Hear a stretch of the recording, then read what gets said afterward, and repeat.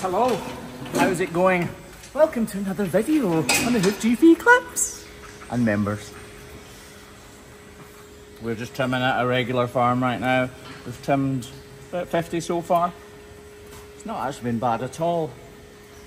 But we're down to the last three. We've got a bull just behind me who's ready and waiting, and he has got a lameness problem. So we'll trim him fairly quickly. Hopefully it's nothing too major and something that we can sort. Most of the cow's feet are like this one here at this farm. A bit of, in fact, there's a big stone there. That was not planned actually, but a bit overgrown on this side, a little bit overgrown on this side, and we just need to level them up. This stone, although it looks like it would be annoying, well, it probably is annoying, isn't a major issue. Look, I'll just flick it and it'll come out. Gone. See? It's actually full of stones there. You can see actually the depth. If we come around this way a little bit, you can see how deep in that is. Look, there's a cavity there. That shows us the depth of this hoof horn, and it lets us know exactly how much we can take away before we go too deep. How'd you get on there, Graeme? He nearly fell over the gate behind him. I'll try and keep it together. You did well, you did well.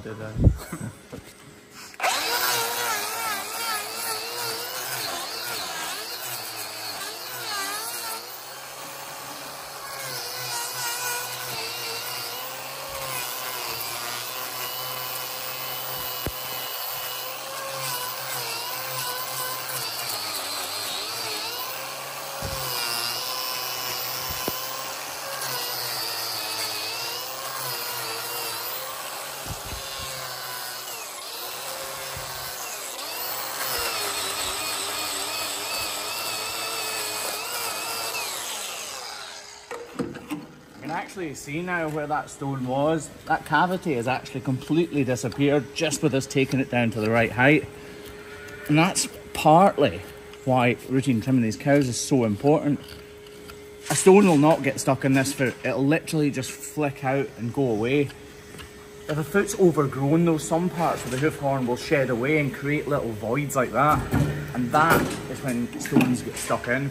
The old adage, which came first, the chicken or the egg, it's kind of the same. Which came first, the hole or the stone? So did the stone make the hole, or was the hole there and the stone got into it? Well, in my opinion, it's almost always a hole that the stone gets into. Right. Hopefully this rule will go straight in and make life easy for us. This video is a bit different. I'm going to show you a different side to what we do as well. Obviously we trim. Come on, come on.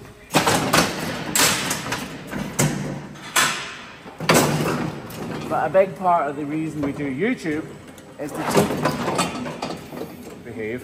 to teach and educate. You can keep going, Craig. Is to teach and educate farmers how to look after their cows' feet. But I'm also, as you well know, on the main channel, sponsored by EasyFix. Not because they approached me, but I wanted to show people their stuff because it's so good. And part of that contract with EasyFix sponsorship is that I travel around a bit and teach people how to hoof trim. So tonight we are, well tonight, this afternoon actually, straight after this farm, we are on our way to Ireland. Me, wifey and the kids, to show anywhere between 200 and 400 farmers a little bit more about hoof trimming in reality. So I'm quite looking forward to it, but it's going to be a flat out day. Right, you said this guy was lame. Where's he lame? Back to bit. There's multiple feet that it could be there. Did you say it was really lame? So we've obviously got a bit of an issue there. Yeah, you. I felt you. You were doubting me there. You put that on my face, you thought it wasn't lame. No, I'm asking which foot. Oh, no, I don't know. Back foot. So as much help as I assumed he was. Right, so he's lame on one of his back feet. My trouble is I don't always get to see them walking into the crush, so... And I can't rely on Graeme, no offence Graeme, Name took. to watch him walking up the passageway. Not because he's terrible at it, because he's probably not, I don't really know, but because it's very difficult to watch an animal walk up a race properly. You're just getting a kind of snippet. Right.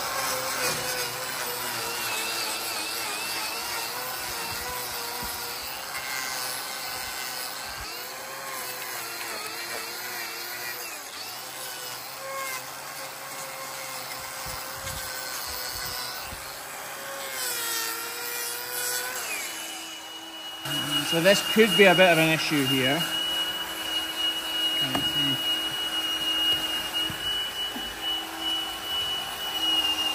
don't think it is though. It looks like it's going to come to nothing though.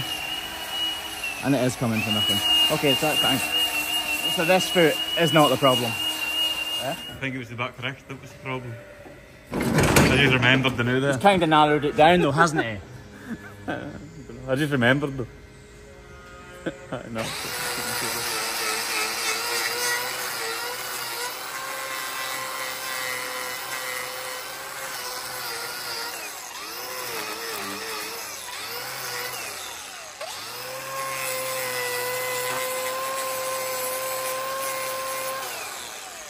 Did you think, like, joking aside, do you think he was really lame? Did you? When I first went and got him out the 10, he was quite lame. But then when he was actually coming down the race, he wasn't as bad.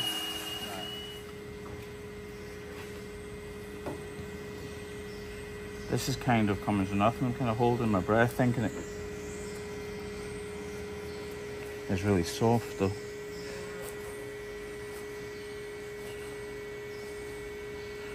That's the trouble, obviously. You don't want to just dig a hole just for the sake of digging a hole, because there might be something. There is a little bit of a crack here, but it's obviously very, very early on. But that could be causing him real pain. There's obviously bruising here, so he's definitely too much weight on this part of his foot. So although it doesn't look that terrible, we're definitely going to put a block on this side, because if we don't, that'll just get worse and worse. And I do suspect that it is this back right foot that's sore. In cases like this, the best thing to do is first aid. So basically, I'm giving them a crutch to walk on. I've said it in loads of videos. If you actually give them proper crutches, they really find them difficult to hold and walk with. So we put blocks on instead. Once that block's on, the weight will be off here, but the inflammation will still be inside this hoof capsule, and that's where the farmer comes into play. Animals like this, bulls like this, need anti-inflammatory drugs. NSAIDs, non-steroidal anti-inflammatory drugs. That took me a while to remember, but that's what they need. So basically ibuprofen, because it will reduce the inflammation and therefore the pain, and that reduction in pain isn't just nice for the cow, it's actually therapeutic as well, because basically what happens is it's not sore anymore, so he can put his foot on the ground more, so the muscles within the hoof capsule are working even more, and that increases the blood flow. You see, the problem when a cow is lame is they need increased blood flow to rebuild and rejuvenate and refresh and replenish the hoof horn loss and the problems in there. But when a cow's foot is sore, like this one here is, obviously, they don't want to use it. So the blood flow reduces, so they find it more difficult to actually fix the problem by themselves. So if we can get them to use their foot more, the blood flow increases and their healing properties increase with it. Does that make sense? That makes sense? Me? I thought you were in the camera. You know when you said he was lame on the back foot? Did you really mean he was lame on the front right foot? Aye. So I hadn't seen this foot, and obviously I've said loads of times so far, but I never saw him walking. I think he's lame on this foot. Can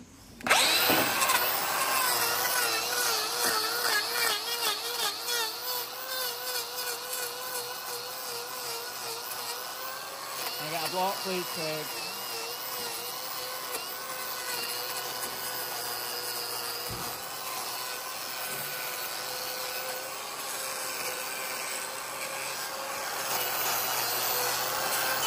Well, Craig's saying that he thought he was lame on multiple feet, so maybe he is lame on that back right foot.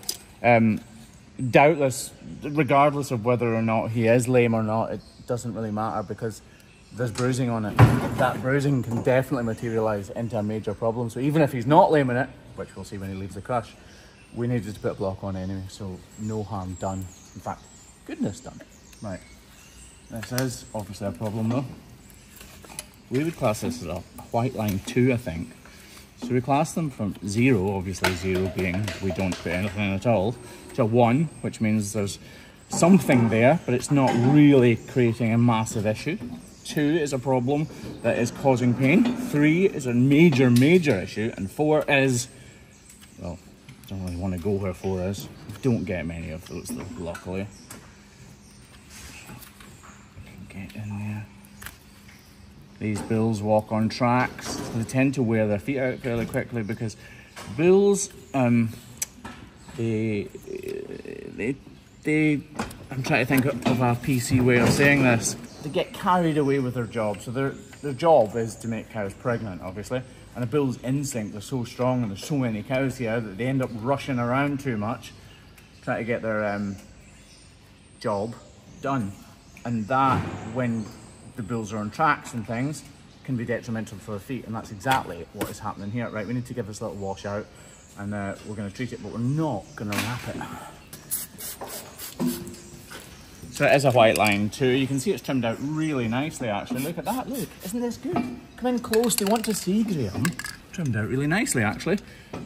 I am slightly worried that there might be a little bit of dermatitis on the corium though, attacking his sole. So I don't want to just leave it completely undressed, but at the same time I don't want to put a bandage on, because taking a bandage off a bull is more problematic, shall we say, for the farmer. And he doesn't really need it, to be honest, because it's not that open. This little bit of repiderma and this block will completely sort this out. Bulls like this, because he's wearing his feet out as well, they'll get bed rest. Field rest. So he'll be put out to pasture and he won't be used for the next couple of months, so that his feet can rejuvenate and regrow, and this will be completely healed. And then he will go back to work. And after 2 weeks off the job, I'm sure he'll be desperate to get back at it. Let's see how he walks to see if he is lame on that back right foot or not. Even if he is, like I said, we've dealt with it.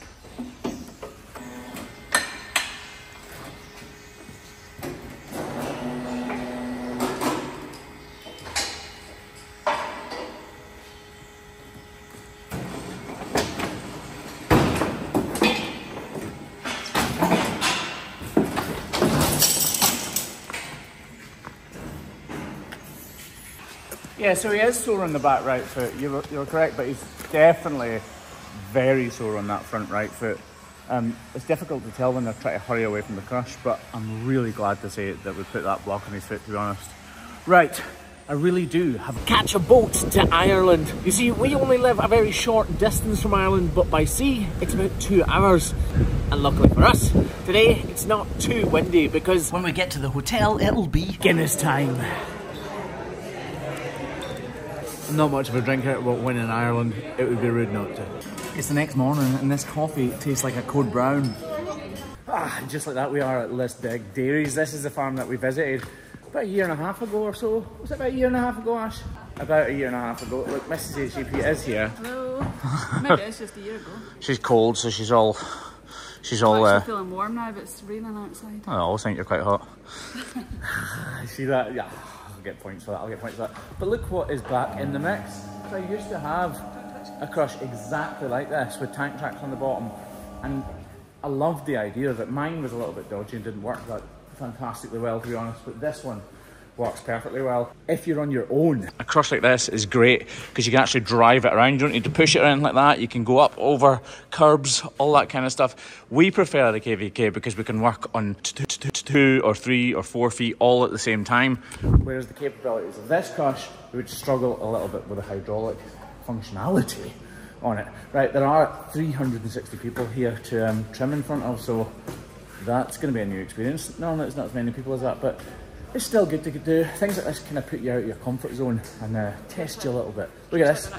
What? Will it ever come off, he's asking? Probably not, no. Kia's been playing around with the iodine and it's all over his hand. Look how nice this is. And a lot of you guys aren't from farming backgrounds, but if you are, you'll understand how pretty this is. Look, 80-point rotary. A beautiful big 80-point rotary. Anyway, let's fast forward to the demo. My name's Graeme Parker, so if you don't know who I am, I create videos of what I do in southwest Scotland. I trim about 17,000 cows per year. Most of them are routinely trimmed. And I put a lot of it on YouTube. Originally I put it on YouTube to teach people, to teach farmers actually in dairying and people working on farms how better to look after their cows' feet. What quickly happened was people from inner cities started watching. The gory nature brings a lot of people in, but then they stay because they understand how many farmers around the world are actually looking after their cows' feet, and that kind of keeps them there. So on the face of it, it can look quite daunting what I put online, but actually it's got a pretty good factor to it behind once people realise how hard you lot are looking after cows' feet. So today we've got about 4 or 5 cows that we're going to trim. These cows have a lot less body fat in them than a beef cow, and a Holstein cow has less again, and that percentage of body fat is actually the biggest factor on lameness out of everything that we see in cows' feet. So when she's walking on the grass, the sole of her foot is actually flexing into the grass, and the pedal bone above it sinks down into this fat pad that I was talking about. The sole flexes and it's a nice comfortable walk. So when she's walking on concrete, her sole can't flex now anymore. So every time she steps, the fat pad's getting slapped and it's hurting and it's bruising, and that's where these sole ulcers appear from. Is that belly band high enough? Do you put it higher? Oh, do you want to drop it down? It's way higher than I thought it was going to be. I'll do that, right, okay. The only difference between black hoof horn and white hoof horn is that one's black and one's white. Should it be 75mm from the dorsal wall, so where the hoof horn actually starts to grow, to the tip of the toe? There's a big debate about how wide the model on the outside foot should be. With your rippers at home, all you would do is you snip off that to make sure that's right, level up the dorsal walls, and then you basically even up the outer one. Just like that, it's Friday. Me and Craigie boy are by ourselves because Kev is still on holiday, and we've trimmed, what have we trimmed? About 65 cows. About 65 cows? Yeah. About 65 cows. But things have transpired. Remember cow 790? So we trimmed her on the main channel in this video here, and she was incredibly lame on her back right foot. I thought somebody had trimmed her before, and I wasn't wrong, it turned out. But she was very, very, very, very sore. We put a block on her and sent her on her way, and she was walking slightly better. I had high hopes for her, but Jack, the dairyman, has sent me a video since then. Well, actually, he sent me a couple of videos and a couple of pictures. Thanks, Jack. And since we trimmed her foot, she can now barely even touch the ground. In fact, I don't think she can touch the ground. Initially, when that happens and somebody sends me a video or a photo, I panic completely and think, oh, what's happened? Oh, please don't be our fault, please don't be our fault. And it pretty much never is. In this case, though, I think, well, Jack thinks that she's actually got her foot trapped in a scraper, so I'm not sure if there's anything we're going to be able to do for her or not. Like I said, we've trimmed 65 cows, we've been at 3 different farms today, and we're going to nip back because she's on her way home, and it's a bit of an emergency case, to be fair. This is the video he sent me. As you can see, she doesn't want to put her foot on the ground at all, so she is obviously in a huge amount of pain. And to be clear there, by the way, while Craig was in the background covering his cup, it's because he wasn't using the Hoof GP cup. As far as I know, we weren't making a video today. The flies in here are disgusting. I know, tell me about That's your fault. Fair sky, isn't it? He's still there, pride of place, pride of place. Thank you, Craig. Shut the other one so they can't get back in as well. Beautiful day here in South West Scotland. Much better than it was in Ireland. It was chucking it down. Do the thing, do the thing. Is it a bird? Is it a plane? No! It's Craigie boy.